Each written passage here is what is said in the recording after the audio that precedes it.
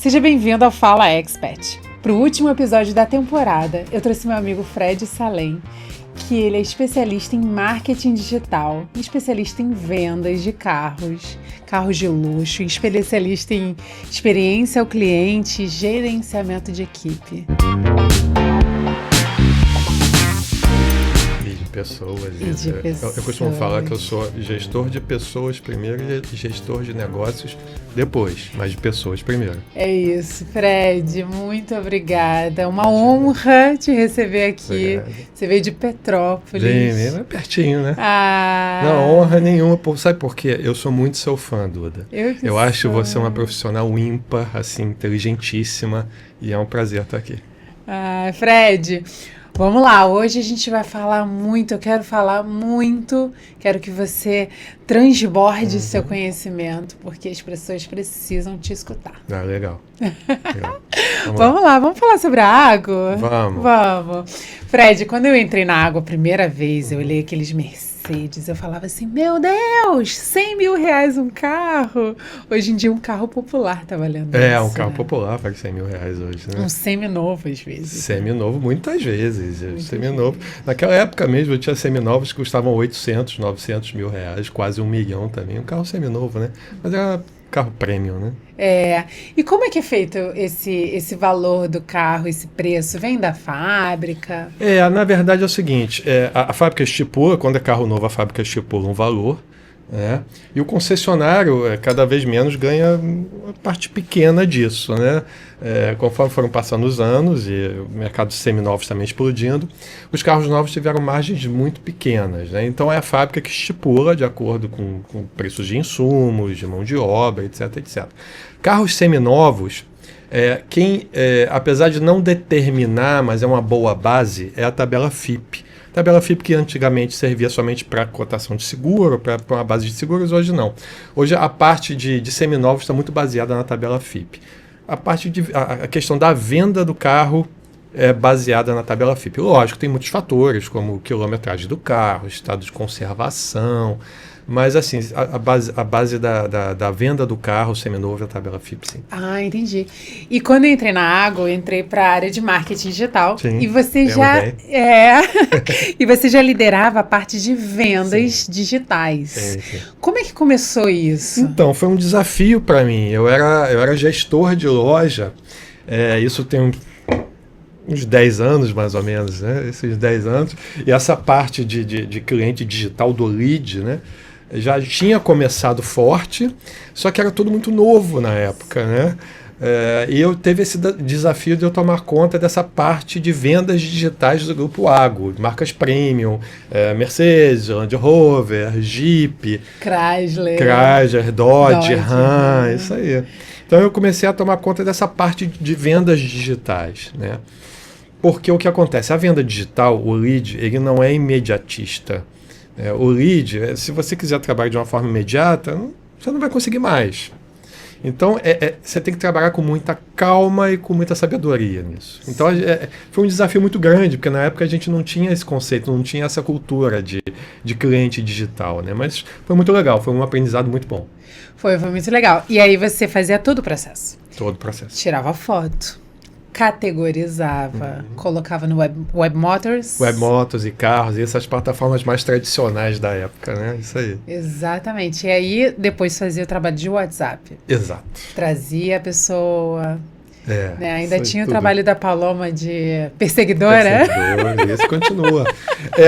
Na verdade, a gente fazia todo o processo inicial. A venda começa no recebimento do veículo. Na época, era carros seminovos, apesar de eu ter trabalhado sempre com carros novos. Nesse período, eu foquei muito em carros seminovos, né? Logicamente, tinha uns anúncios de carros novos, mas carros seminovos. Sim, aí tinha que começar com o recebimento do carro, fotos do carro, e não pode ser qualquer fotos. Não pode. Utilize sempre a empatia, assim, de como você gostaria de ver um anúncio de veículo, né? Você não pode ter um volante torto, um banco desalinhado, algo no exterior que desfoque a atenção do veículo. Né? Então, a câmera tem que estar limpa, né? Muito. Então eu aprendi muitas coisas nessa época e foi muito legal. Então tirava fotos do carro, quando colocava nas plataformas uns dizeres muito interessantes, porque você colocar o básico do carro é o básico. É o básico. Você tem que ser diferente. Então, colocava uns dizeres diferentes no anúncio. As fotos, o título do anúncio. Quando você abre um anúncio de carro, a primeira coisa que você quer ver é o quê? O visual. Então, o visual tem que ser muito importante. Impecável. Não pode ter. Hoje em dia, existem ferramentas de edição. De edição. Tem a inteligência artificial, a IA, que facilita muito isso. Tem estúdios que são colocados somente para tirar fotos de carros e tal. Isso evoluiu muito, mas naquela época o desafio foi bem grande. Foi bem grande. Eu lembro que era muito ruim de tirar foto. Era horrível. Porque tinham vários logos e a foto não podia ter um painel atrás com a logo da empresa, Exato. né? Muito poluído também, né? Aí você tinha que mandar lavar o carro e ver se tinha algum detalhe. Era muita coisa. Aí, depois disso, depois que eu tirava o anúncio, aí você recebia o lead, que na época era novidade, né? Então, o lead vinha o quê? Um cliente, que ele podia explicitar alguma coisa ou não, mas que você tinha que trabalhar. Sim. Né? Você entrar em contato com... Agora, como você vai entrar em contato com um cliente que nunca te viu, ou novidade, né?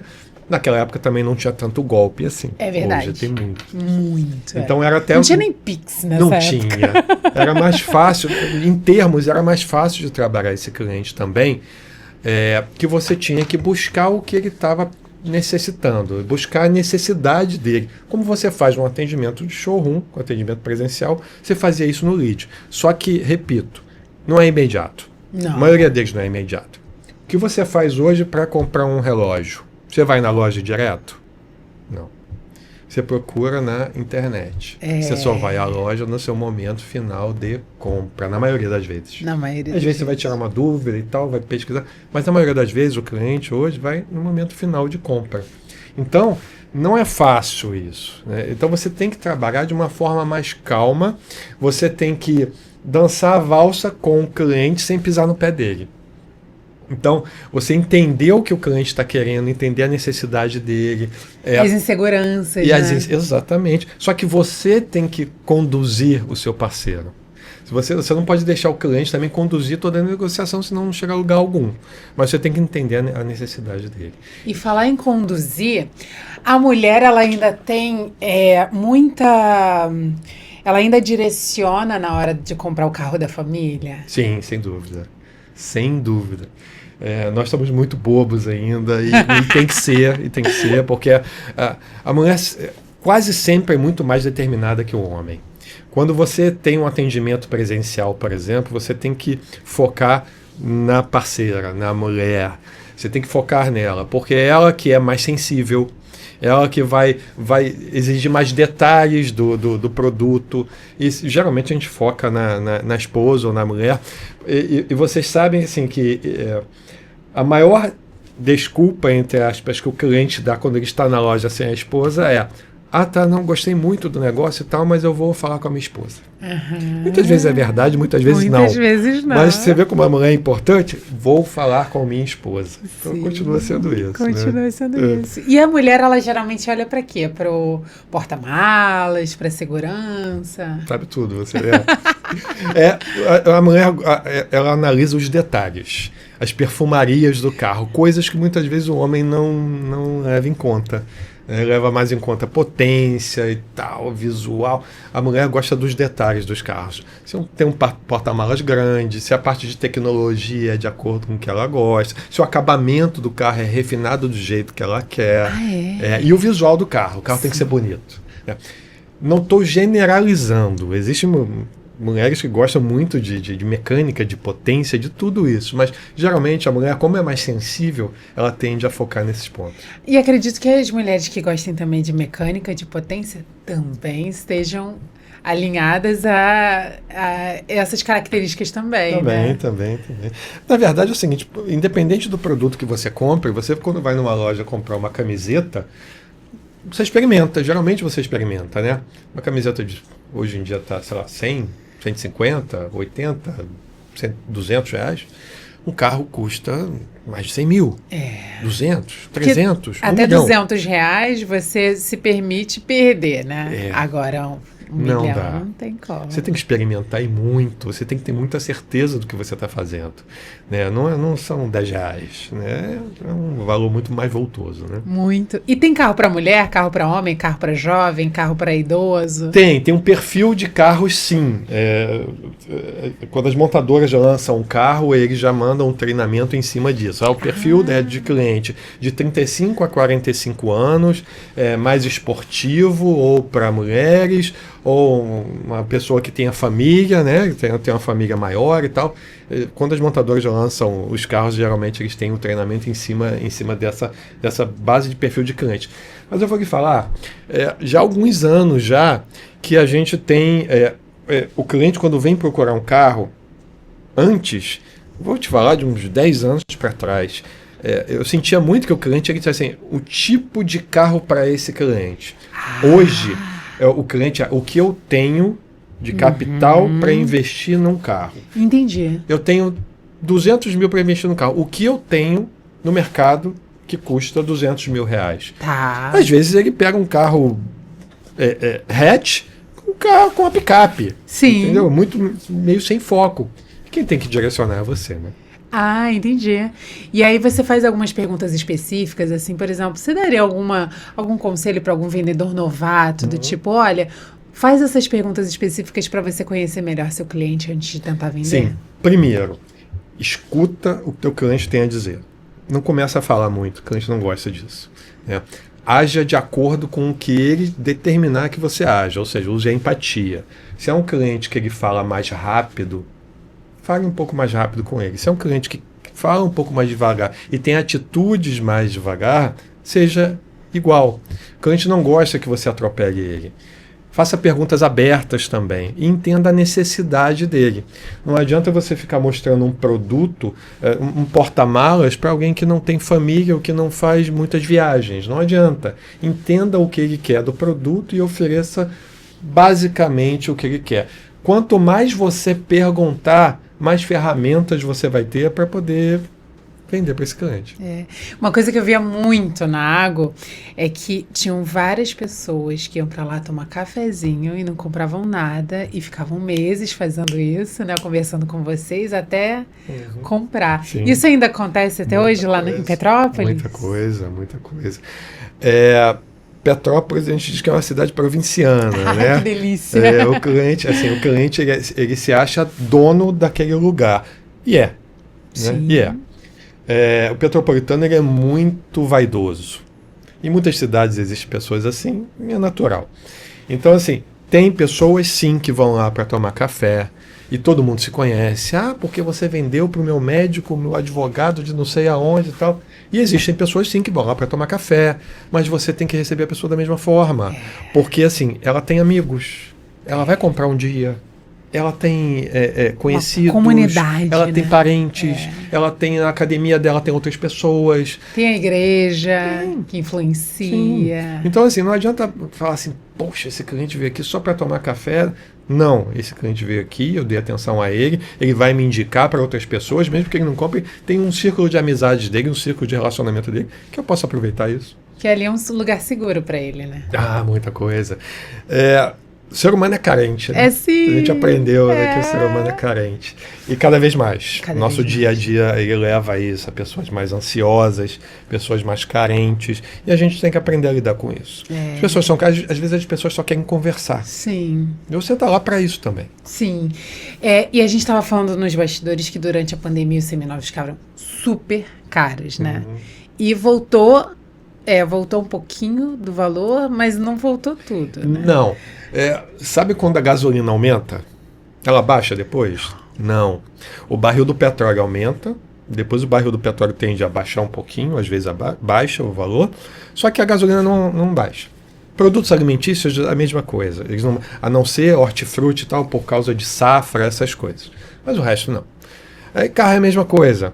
Lógico que do jeito que estava na época da pandemia, como as fábricas de carros novos não estavam abertas, não tinham como produzir carros novos. Então, os carros seminovos, eles deram um boom em preços. Né? A tabela FIPE, que era uma base, muitas pessoas vão me criticar por causa disso, é uma base de venda, mas é uma base de venda. Né? Agora, não pense que o seu carro, que tem 150 mil quilômetros rodados, ele vai valer tabela FIPE. Não vale. Não vale. Que você bateu 3 vezes. Não vale. Mas, enfim, a gente está lá para poder explicar e para poder que o cliente tenha ciência disso tudo com base, né? Enfim, mas os carros seminovos, os preços ficaram muito altos. A base de compra das lojas era a FIPE. Sim. E a de venda era um preço muito maior que a FIPE. Não tinha condição de se manter assim. Ia gerar uma bolha. Né? E aconteceu isso durante um tempo. Na época que as fábricas de novos voltaram, logicamente os novos também aumentaram o preço por causa disso. Também por causa disso. Né? Que os carros seminovos são muito altos. Os carros novos se aproveitaram, as fábricas aproveitaram e aumentaram os preços dos carros novos. Só que teve que diminuir o preço. Muito carro ficou caro, muito carro seminovo ficou muito caro e teve que vender com prejuízo. Não teve jeito. Como a bolha se instaurou, aqueles carros que eu comprei muito caro, eu tive que vender com prejuízo. Não teve jeito, porque o cliente não ia comprar, não tinha jeito. Para se livrar, mas né, do fez estoque. Parte, porque durante 2 anos, 1 ano e meio, o mercado vendeu carros seminovos muito caros. Não teve muito jeito, né? E as pessoas continuaram comprando carros durante a pandemia, mesmo sem poder sair. Continuaram comprando carros durante a pandemia cada vez mais. Impressionante. Eu lembro que 2 ramos que foram muito bem na época da pandemia foi veículos e materiais de construção. Que as pessoas elas aproveitavam que estavam em casa ou que estavam paradas e iam arrumar a casa, né? Construir, iam reformar. Olhar para dentro, né? Exatamente. Eu acredito que o mercado de pet também tenha crescido. Também, verdade. Você tem razão. Eu esqueci desse mercado. Fred, e por que a maioria dos carros é preto, cinza e só branco? O brasileiro é muito tradicional. Muito. Pode não parecer, né? Mas o brasileiro é muito tradicional. E isso, na hora de revender o carro, fica mais fácil? Depende do que você quer ouvir. Porque, assim, na parte prática, a gente fala isso para o cliente porque... Desculpa. Porque a maioria dos carros fabricados são preto, prata e branco. Tá bom, entendi. Então, como você tem uma quantidade maior desses carros, preto até hoje menos, a tendência é que você fale isso para o cliente que a revenda dele é melhor. É melhor. É uma verdade não absoluta. Tá. É uma verdade, mas não absoluta. Assim, existem hoje várias montadoras que estão fazendo carros de outras cores também, que são muito bonitas, né? Eu lembro da época do Compass, que a gente fazia. Tem o cinza diferente, tem um amarronzado também lindo também. Tinha um branco perolado, que era a coisa mais maravilhoso. linda. Lá fora, lá na Europa principalmente, são carros com cores muito fortes, né? Sim. Azul, verde, vermelho, amarelo, porque lá, assim, pede isso. São geralmente climas mais frios, né? E pede esse tipo de cor. Aqui não. Aqui o nosso consumidor ainda é muito tradicional. Isso está deixando de acontecer um pouquinho, tá? Mas isso vai demorar bastante tempo. As montadoras também ficam um pouco chateadas quando fazem muitas mudanças. Né? Exatamente, porque é uma linha de produção, né? Você ficou sabendo da história de Justin Bieber? Não Ele fiquei. comprou o carro, não sei se foi da BMW ou de alguma outra dessas marcas de luxo e tal, e ele foi banido da marca. Foi. Eu não sabia disso. Depois vocês pesquisem lá, Justin Bieber banido de uma marca de luxo. Isso pode acontecer, sim. Hoje tem condomínios, por exemplo, que não aceitam. Porque eu sou muito rico. Isso não importa, né? Tem que ter uma certa... Né? Tem que ter. Você tem que seguir perfil da marca, você né? tem que ter algumas regras, né? Exato. Porque senão também perde o valor da marca. Isso. A marca tem um valor, isso aí. Agora eu quero um conselho de elevador para quem vai comprar um carro com você. Tá. Qual o conselho principal é o seguinte: abuse da credibilidade. Logicamente que qualquer tipo de produto, você usar a internet para fazer vídeos engraçados, bacana, né? Você fazer dancinhas, talvez não tanto, para vender produto, porque isso não gera uma credibilidade no cliente. Perfeito. Né? Saiba o que você está falando, né? Estude o que você está falando. Você pode até divulgar a fonte, não tem problema. Você não precisa saber tudo, mas você ter que saber um pouco de tudo. Né? O cliente, para ir comprar contigo, não adianta você ficar falando, olha, eu tenho esse carro aqui que custa 150 mil reais, que ele tem ar, vidro, trava, direção, computador de bordo, 6 airbags, roda de liga leve, não adianta. Né? Você tem que gerar uma credibilidade, você tem que entender do que você está falando com seriedade, e não adianta ficar só postando isso. Às vezes você diversifica, né? Posta uma coisa sobre produto, sobre o produto em si, sobre a segurança deles, o preço dele, da exclusividade que você tem, sobre o mercado, sobre vários assuntos, mas com firmeza e credibilidade. Amei. Legal. Então a gente está finalizando agora o último episódio da temporada do podcast Fala Expert. Mas antes disso, quero que você convide as pessoas a te seguirem. Fred Salem. Fred Salem, @FredSalem. Eu posso falar onde eu estou trabalhando agora? Claro, por favor. Com muito orgulho, eu estou trabalhando hoje no grupo Águia Branca. É um grupo muito grande de logística do Brasil, muito com base importante. no Espírito Santo, inclusive. Empresas de ônibus, aviação, logística, concessionárias de carros, de caminhões, tratores, tem muita coisa. São mais de 20 mil funcionários. Olha. São mais de 20 mil funcionários. E eles dão uma ênfase assim, no ser humano absurda. Assim, eu estou gostando muito de trabalhar lá. Hoje eu estou na Vitória Motors, que é a divisão comercial do Grupo Águia Branca. Sou o gestor hoje da Jeep, hoje de Petrópolis, que eu decidi residir em Petrópolis, como você sabe, né? Por vários fatores. E estou muito feliz, assim. Estou muito feliz e estou muito feliz de ter ficado aqui contigo e feito esse podcast. Ai, que máximo. Então você que é de Petrópolis e região, não é isso? Sim. Vai procurar o Fred, vai tomar um cafezinho, vai conhecer sobre os carros, vai fazer test drive, Sim. vai conhecer a quantidade enorme que tem de Jeep, Compass, que mais que a gente tem? Renegade, Commander. Ele falou que tem a Rampage também. Também tenho, em off tenho. O grupo vende Rampage também. Olha a vende exclusividade. 1.500, 3.500. Se quiser só tomar um cafezinho, será muito bem-vindo. Ai, vai ser o máximo. Qualquer dia eu vou lá, com certeza. Sem dúvida. Obrigada, Fred. Imagina, foi um prazer. Obrigada, gente. Agradeço a você por ter me acompanhado até aqui. O projeto ele não vai parar, ele vai continuar. E em breve eu trago mais novidades. Então, não deixe de seguir meu canal, LinkedIn Expert. Me siga nas redes sociais também, Duda Polibiano. E aguarde que em breve teremos muitas novidades aqui no canal.